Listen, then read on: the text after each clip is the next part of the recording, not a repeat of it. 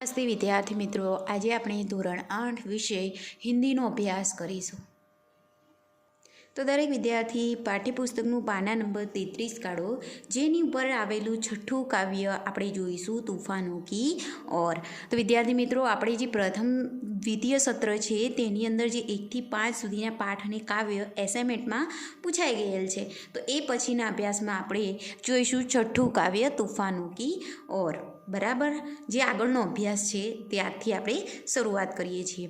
તો વિદ્યાર્થી મિત્રો, તેના कवि जे छे तेनुं नाम छे शिव मंगल सिंह सुमन. उनका जो परिचय दिया गया है वो ये जो दिखाई दे रहा है हमें येलो कलर का, उसी में दिया गया है. उसको आपको घर पे ही पढ़ लेना है. तो हम आज क्या करेंगे कि जो काव्य है उसके बारे में पढ़ेंगे. बराबर, तो આપણે જોઈ લઈએ કે 5 ઓગસ્ટ 1915 ગ્રામ જગરપુર જિલ્લા ઉન્નાવ ઉત્તર પ્રદેશ में है. એટલે સુધી આપણે જોઈશું. આપણે કાવ્યની અંદર જોવાનું છે કે મુશ્કેલો જે છે એ જીવનમાં આવતી જતી રહે છે. બરાબર, કાવ્યનું નામ છે તૂફાનો કી ઓર. તો આપણા જીવનમાં કોઈનું જીવન એવું હશે જેની અંદર સમસ્યા ન આવતી હોય, ગમે તેવી તકલીફનો સામનો ક્યારેક ને ક્યારેક દરેકે કરવો જ પડે છે. આપણે એવું કહે છે ને કે સુખ અને દુઃખ તડકો અને છાંયડા જેવા છે. તો સુખ અને દુઃખ હંમેશા જીવનમાં આવતા જતા રહે છે. માણસે આ મુસીબતોથી શું કરવાનું છે? આ મુસીબતથી જીવનમાં નવો રસ્તો શોધવાનો છે. અને આ જે મુશ્કેલીઓ આવે છે, જે બાધાએ એટલે કે જે રૂકાવટ આવે છે જીવનમાં, એ મનુષ્યને કેવી બનાવે છે? મજબૂત બનાવે છે. તમારે પ્રથમ સત્રની હવે આ પરીક્ષા તમે એસાઇનમેન્ટ જોયું, બરાબર. તેમાં 1 થી 5 સુધીના પાઠ અને કાવ્ય હતા, જેના દ્વારા તમે પેપરો આપ્યા. કદાચ કોઈ વિદ્યાર્થીઓને સમજણ ન પડતી હોય ઓનલાઈન ક્લાસમાં અને ઓનલાઈન પરીક્ષાઓમાં ને એ જે છે, તો હવે પછીની પદ્ધતિ પ્રમાણે તમે પ્રથમ સત્રમાં તમારે ઓછા માર્ક્સ આવ્યા હોય તો દ્વિતીય સત્રની અંદર એ જ વિદ્યાર્થી વધારે મહેનત કરે છે, વધારે જાગૃત થાય છે અને વધારે મહેનત દ્વારા તે દ્વિતીય સત્રની અંદર શું પૂછાવાનું છે એસાઇનમેન્ટની અંદર, કયા કયા પાઠ આવશે, કયા સિલેબસ હશે, તેનો ઘરે અભ્યાસ કરે છે, ઓનલાઈન ક્લાસમાં એટેન્ડન્સ આપે છે અને ત્યારબાદ તે વધારે હોશિયાર થઈ જાય છે. તો ઘણા આ રીતે પણ આપણે શું કરવાનું છે? આપણા જીવનમાં જે જે સમસ્યાઓ આવે છે તેનાથી આપણે હોશિયાર બનવાનું છે, મજબૂત બનવાનું છે. આપણો જે ધ્યેય છે એની અંદર આ જે મુશ્કેલી રૂપી જે બાધાઓ છે, જે સમસ્યાઓ છે, તે આપણને ધ્યેય સુધી પહોંચાડવામાં શું કરે છે? મદદરૂપ બનતી હોય છે. જીવનમાં તકલીફ આવે એનાથી આપણે કંઈક નવું શીખવાનું છે અને આગળ વધવાનું છે, બેસી રહેવાનું નથી. એનાથી આપણને શું થાય છે? સાહસ મળે છે, ધૈર્ય મળે છે, સંઘર્ષ કરવાની ક્ષમતા મળે છે અને બધા જ મનુષ્યના જીવનમાં આગળ વધવાની પ્રેરણા કોણ આપે છે? આ મુશ્કેલીઓ દ્વારા આપણે જીવનમાં આગળ વધવાની પ્રેરણા લેવાની છે અને તેનો સામનો કરીને આગળ વધવાનું છે. તે જ કાવ્યનો ભાવાર્થ રહેલો છે. તો કાવ્યની અંદર આપણને આપેલું છે કે તૂફાનો કયા અર્થમાં લીધી છે? તૂફાનો એટલે કે મુશ્કેલીઓ. આપણા જીવનરૂપી જે યુદ્ધ છે તેની અંદર તૂફાન આવે તો આપણે ડરવાનું નથી અને તેનો સામનો કરીને આગળ વધવાનું છે. તો આપણા જે કવિ છે શિવ મંગલ સિંહ, જેનું નામ છે સુમન, તે આપણને એ જ કાવ્ય દ્વારા આપણને સમજાવવા માંગે છે. બરાબર, કે કવિ નાવિકને કહે છે. નાવિક અહીંયા કાવ્યના અર્થમાં આપણે નાવિક એટલે જીવન જીવતો, જે જીવન છે જીવતો વ્યક્તિ જે છે એને નાવિક. તું તારી હોડીને તોફાન તરફ લઈ જા, કારણ કે આપણે તોફાનથી ડરતા નથી. આજે દરિયો ગમે એટલો ઝેર કાઢે, દરિયાના મોજા ગમે એટલા ઊંચા હોય તો પણ આપણે ગભરાવાના નથી. આજે દુનિયાની સાથે સાથે મારા હૃદયમાં પણ તોફાનનો સામનો કરવાની લહેર ઉઠી છે. તો કવિ કહે છે કે હે નાવિક, તું તોફાની મોજાઓથી ડરીશ નહીં. તું જીવનની અંદર જે સમસ્યાઓ આવે છે તે સમસ્યાઓથી તું ડરીશ નહીં. તું અડગ રહે, તું મુશ્કેલીઓનો સામનો કર, આગળ વધ. જીવનમાં આવા આંધી તોફાન તો ક્યારેક જ આવે છે, તે આપણું મનોબળ મજબૂત બનાવે છે. જીવનમાં આવતી મુશ્કેલીઓ આપણને ઘણું બધું શીખવાડી જાય છે અને કર્મપથ પર આગળ ચાલવાની આપણને પ્રેરણા આપે છે. મનુષ્ય પોતાની તાકાત ઓળખી આગળ વધે છે. સાગરના તોફાન કે વિશાળતા જોઈ પીછેહટ કરવાની નથી. માટીમાંથી જીવનાર અને માટીથી બનેલો માણસ ક્યારેય પાછો પડતો નથી. આપણે બધા માટીમાંથી બનેલા કે છે એવું કહેવાય છે ને, અને માટીમાં જ આપણું જીવન વીતે છે. તો પોતાની શક્તિઓ વડે જ જીતે છે, ક્યારેય હારતો નથી. આ બધા જ જાણે છે કે જીવન પથ એટલે કે આપણો આ જીવનનો જે રસ્તો છે, જીવન ગુજારવાનું છે, તે સંઘર્ષ કરી હંમેશા આગળ વધવું એ જ આપણો માનવનો ધર્મ છે. સાગર શક્તિશાળી છે તો સાગર ખેડુ પણ ઓછો નથી. સાગર તો શક્તિશાળી છે, તમે જુઓ કેટલો વિશાળ હોય છે દરિયો, પરંતુ જે સાગર ખેડુ છે એ પણ ઓછો હોતો નથી, એ પણ શક્તિશાળી જ હોય છે. એમ કે આ જીવન છે એ ખૂબ જ સંઘર્ષવાળું છે, પરંતુ જીવન જીવનારું મનુષ્ય પણ સંઘર્ષવાળો છે, પણ ક્યારેય પાછો પડતો નથી. તેનામાં સાહસ અને શક્તિ ભરપૂર છે, તેના લીધે ક્યારેય થાકતો નથી.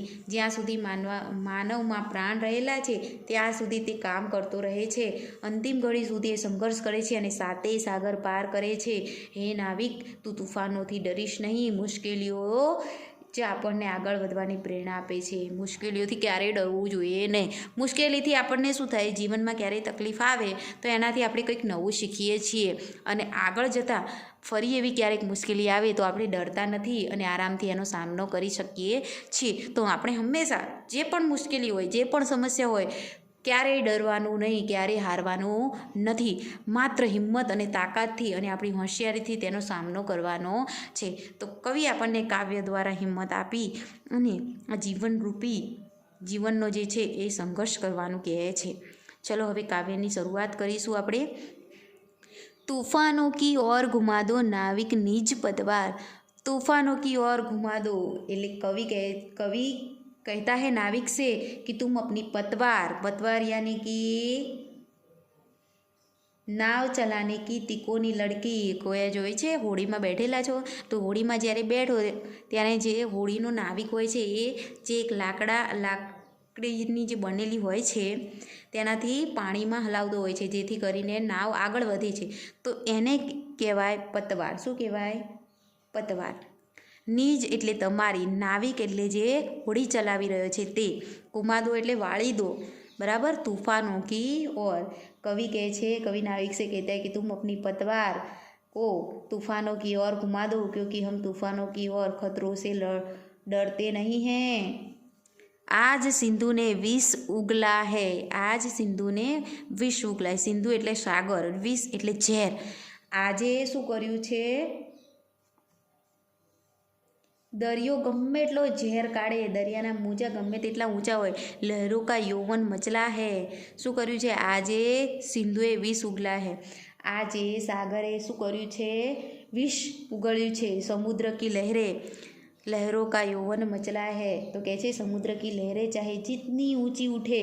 એમ કહે છે કે આપણે તમે લહેરો એટલે કે જે સાગર તમે જોયો છે ને દરિયો, એની અંદર જે મોજા આવે છે ને પાછા જાય છે ને આવે છે પાણી પાછું ને એને કહેવાય લહેરો, જે મોજા આવે છે. યૌવન મચલા હે એટલે કે ગમે એટલા ઊંચા મોજા કેમ ના આવે. આજ હૃદય મેં और सिंधु में साथ उठा है ज्वार. ज्वार यानी कि तूफान. સમુદ્ર મેં પાણી કા બઢના. પાણી ખૂબ જ વધે એટલે શું થાય? દરિયામાં તુફાન આવી જાય. બરાબર. એટલે કે આજ મારા હૃદયમાં અને સિંધુ એટલે કે દરિયામાં સાગરમાં સાથે જ ઉઠ્યો છે આ જ્વાર, એટલે કે સાથે જ ઉઠ્યું છે આ તૂફાન. तूफानों की ओर घुमा दो नाविक निज पतवार. तो तूफानों की ओर ही घुमा दो એ નાવિક મારી પતવાર, મારી જે હોડી છે, મારી જે પતવાર છે તેને તું કઈ બાજુ વાળી દે? જે બાજુ તોફાન આવી રહ્યું છે એ બાજુ વાળી દે. ફરી એકવાર આપણે જોઈશું. तूफानों की ओर घुमा दो नाविक निज पतवार. कवि नाविक से कहता है कि तुम अपनी पतवार तूफानों की ओर घुमा दो, क्योंकि हम तूफानों और खतरों से डरते नहीं हैं. आज सिंधु ने विष उगला है. તો કહે છે કે આજના દિવસે સમુદ્રએ ચાહે જીતના વિષ ઉગલે, આજે ગમે એટલું વિષ ઉગાડે, ગમે એટલું ઝેર કાઢે, લહેરો કા યૌવન મચલા હે. તો કે છે સમુદ્રની લહેરે ચાહે જીતની ઊંચી ઉઠે, ગમે એટલી ઊંચી કેમ ના ઉઠે, એના જે મોજા છે ગમે એટલા ઊંચા કેમ ના ઉછળે. आज हृदय में और सिंधु में, आज मारा हृदय में અને સાગરના જે સાગર છે દરિયામાં બંનેમાં સાથે એક સાથે तूफान उठ्યું છે। तूफानों की ओर घुमा दो नाविक निज पतवार, इसीलिए मैं कहता हूँ कि मेरी पतवार तूफानों की ओर मोड़ दो, लहरों के स्वर में कुछ बोलो, इस अधंड में साहस तोलो। तो कहे છે કે હે નાવિક तुम आंधी और तूफानों की लहरों से डरो मत, बराबर।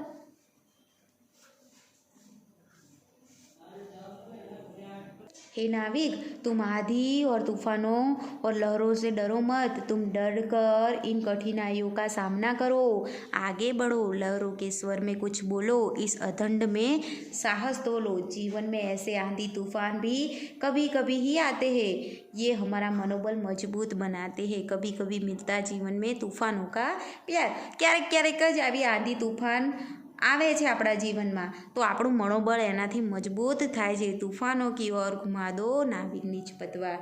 તો કવિ કહે છે કે હે નાવિક તું આ જે તોફાની મોજા આવે છે ને એનાથી ડરીશ નહીં, તું અડગ રહી મુશ્કેલીનો સામનો કર, આગળ વધ। જીવનમાં કભી કભી મિલતા હે જીવન મેં તૂફાનો કા પ્યાર, એટલે કે જે જીવનમાં આવા આંધી તોફાન તો ક્યારેક ક્યારેક જ આવે છે અને તેનાથી શું થાય છે, આપણું મનોબળ મજબૂત બને છે, આપણે વધારે તાકાતવાળા થઈએ છીએ। જીવનમાં આવતી મુશ્કેલીઓ આપણને ઘણું બધું શીખવાડે છે અને કર્મપદ પર આગળ ચાલવાની પણ પ્રેરણા આપે છે। તો હે મનુષ્ય મારું જે હે નાવિક તું મારું ઓડીને તોફાન તરફ લઈ લે। हे नाविक तुम आंधी तूफानों और लहरों से डरो मत, लहरों के स्वर में कुछ बोलो, इस अधंड में साहस तोलो। એટલે કે તોલવાનું કહે છે કે તમારા સાહસને જે આ સામે મુશ્કેલી છે એને સાહસ સાથે તોલો, એનું માપન કરો તો આપણું જે સાહસ છે તે વધારે છે મુશ્કેલી કરતાં, બરાબર। એટલે આપણે ડરવાનું નથી, આપણું સાહસ મુશ્કેલી કરતાં વધારે તાકાતવાળું છે। કભી કભી મિલતા હે જીવન મેં તૂફાનો કા પ્યાર, ક્યારેક ક્યારેક જ આવી મુશ્કેલીઓ આવતી હોય છે, એનાથી આપણે ડરવાનું નથી, એનાથી આપણને શીખ મળે છે, આપણને શક્તિ મળે છે, આપણું મનોબળ વધારે તાકાતવાળું થાય છે, એટલે એનાથી ડરવાનું નથી, એનો સામનો કરવાનો છે। હે નાવિક તું मेरी पतवार को तूफानी की ओर मोड़ दो। ख्याल आवे छे दरेकने। तो अहींया आपणे शुं करवानुं छे, तू सामे कंईक मुश्केली आवे एटले बीजो रस्तो लई लेवानो नथी, तेनो सामनो करवानो छे, ते ज रस्तेथी जवानुं छे अने तेनो सामनो करवानो छे, जेथी करीने आपणने शुं मुश्केलीओनो सामनो करवा माटेनी शक्ति मळे छे अने આપણું मनोबळ पण मजबूत थाय छे। पाठ्यपुस्तकનું पाना नंबर 34 काढो। यह असीम निज सीमा जाने, सागर भी तो यह पहचाने। એવું કહે છે મનુષ્ય પોતાની તાકાત ઓળખી આગળ વધે છે, સાગરના તોફાન કે વિશાળ જોઈ પીછેહટ કરવાની નથી જરૂર। મિટ્ટી કે પુતલે માનવ की कभी न मानी हार, तूफानों की ओर घुमा दो नाविक निज पतवार। મનુષ્યની તાકાત ઓળખીને આગળ વધવાનું છે, સાગરના તોફાન કે વિશાળતા જોઈ પીછેહટ કરવાની નથી। ય અસીમ, બરાબર, ય અસીમ એટલે કે જેની કોઈ સીમા ના હોય, અસીમ કે જે સીમા જેનો કોઈ છેડો નથી, એટલે કે આ જે સીમા વગરનું છે। નિજ સીમા જાને એટલે પોતાની સીમા જાણે જ છે, સાગર ભી તો યહ પહચાને અને સાગરને પણ પોતાની સીમા ખબર જ છે। મિટ્ટી કે પુતલે માનવને કભી ન માની હાર એટલે કે માણસ માટીનો બનેલો છે અને આ માણસ જે માટીનો બનેલો છે તે ક્યારેય હાર માનતો નથી। મનુષ્ય પોતાની તાકાત ઓળખીને આગળ વધે છે, સાગરના તોફાન કે વિશાળતા જોઈને પીછેહટ કરવાની નથી અને માટીમાં જીવનાર અને માટીથી બનેલો માણસ ક્યારેય પાછો પડતો નથી, તે પોતાની શક્તિઓ વડે જીતે જ છે, ક્યારેય હારતો નથી। આ બધા જ જાણે છે, જીવન પથ પર સંઘર્ષ કરી હંમેશા આગળ વધવું એ જ માનવ ધર્મ છે। કહે છે કે મનુષ્ય अपनी शक्ति को पहचान कर आगे बढ़, તમે તમારી શક્તિને ओळखो અને આગળ વધો। सागर की गहराई या तूफान से घबरा कर हमें पीछेहट नहीं करना चाहिए। એવું કહે છે કે માણસે ય અસીમ નિજ સીમા જાણે, આ જે સીમા વગરનો છે તે પણ પોતાની સીમા પોતાનો છેડો જાણે છે। સાગર બી તો ય પહચાને એટલે સાગર જે દરિયો છે એને પણ એની સીમા ખબર જ છે, બરાબર। કે માટીના બનેલા માણસ જે છે તે ક્યારેય હાર માનતા નથી, એવી તો સિંધુને પણ ખબર છે, સાગરને પણ ખબર છે. એટલે તમે મારી જે પતવાર છે, મારી જે હોડી છે, બરાબર, તું મારી હોડીને તોફાન તરફ જ લઈ જા. ય અસીમની જ સીમા જાને, સાગર ભી તો ય પચાને. સાગરને પણ ખબર જ છે, મિટ્ટી કે પુતલે માનવ કભી ન માની હાર. સાગરને પણ ખબર છે કે માણસ જે માટીનો બનેલો છે તે ક્યારેય હાર માનતો નથી. સાગર કી અપની ક્ષમતા હૈ. સાગર એટલે જે સિંધુ છે, જેને અહીંયા આપણે કાવ્યના અર્થમાં શું લીધું છે? મુશ્કેલી. જેમ સાગરનો કોઈ છેડો નથી, અસીમ છે, બરાબર, અને ખૂબ જ તોફાની છે, અને એ રીતે જીવનમાં પણ આપણે મુશ્કેલીઓ આવવાની છે. તેમ સાગર કી અપની ક્ષમતા હૈ, એટલે સાગર જે દુઃખરૂપી સમસ્યા છે તેની એક અલગ ક્ષમતા છે. પર માજી ભી કભી થકતા હૈ. પણ દરિયો અસીમ છે, પણ જેનું માજી એટલે કે સાગર ખેડૂ, જે સાગરને ખેડે છે, બરાબર, તો એ જે માજી છે, જે સાગરની અંદર ખેડે છે, સાગર આખો ખેડી કાઢે છે, તે માજી જે છે તે ક્યારેય થાકતો નથી. જબ તક સાંસો મેં સ્પંદન હૈ, એટલે કે જ્યાં સુધી સાંસોમાં, આપણા જે શરીરમાં જીવ છે, સ્પંદન હૈ યાની કે ધડકન હે, ચેતના હે, આપણા શરીરમાં જ્યાં સુધી પ્રાણ છે, ચેતના છે, ઉસકા હાથ નહીં રૂકતા. એનો હાથ જે છે, તમે જોયો છે ક્યારે માજી? પેલું જે ગીત છે, હવે મને અત્યારે યાદ નહીં આવે, એની અંદર હોળીમાં આપેલું છે, અને જે હોળી ચલાવે છે એ તમે પતવાર, બરાબર, એ તમે જોયું હશે, એને કહેવાય માજી. તો એ માજી ક્યારેય રૂકતો નથી. જ્યાં સુધી એનો કિનારો મળી ન જાય ત્યાં સુધી એ ક્યારેય થાકતો નથી, તેના હાથ પણ થાકતા નથી. ઇસકે હી બલ પર કર ડાલે સાતો સાગર પાર. અને એ માજીના બળ ઉપર, એની તાકાત ઉપર આપણે શું કરીશું? એક નહીં, 7 સાગર પાર કરી કાઢીશું. તૂફાનો કી ઓર હી ઘુમા દો મેરી નિજ પતવાર. તો કવિ કહે છે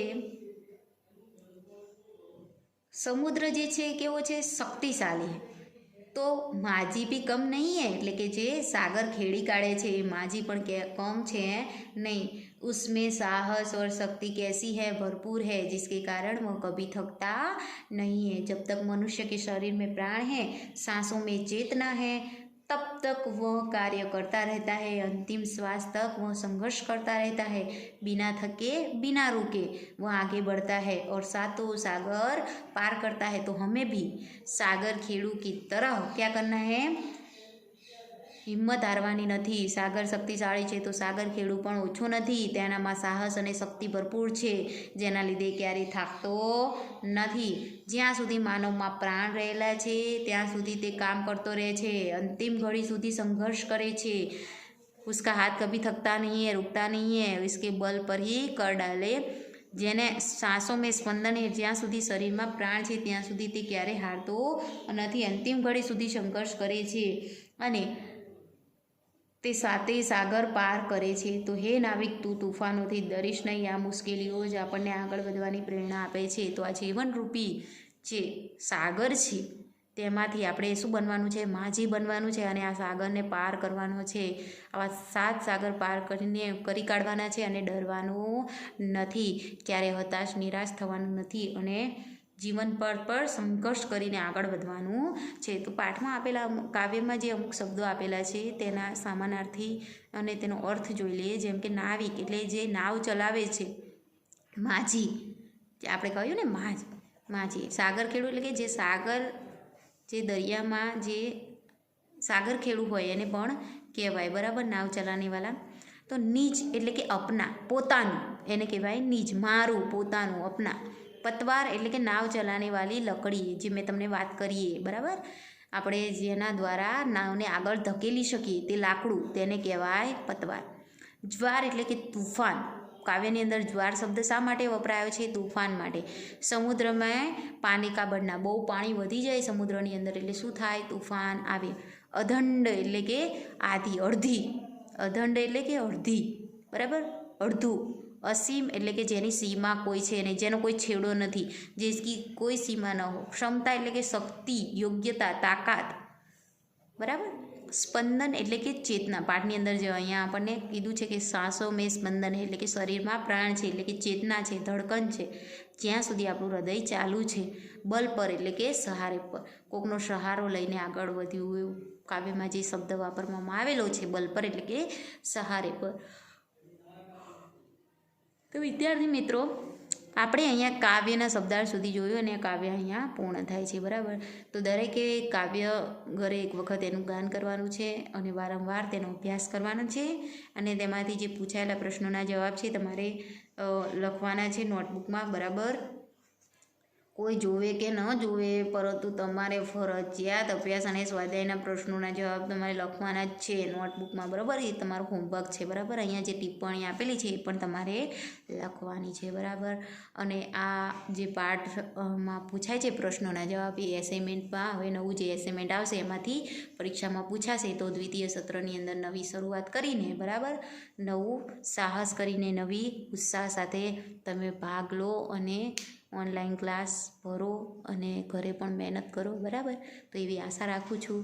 આજના વિડીયોમાં આટલે સુધી રાખીએ છીએ. આગળના વિડીયોમાં આપણે આગળનો પાઠ કે કાવ્ય જોઈ લઈશું. બરાબર. 7 નંબરનો છે ને, કયો પાઠ છે જોઈ લઈએ આપણે.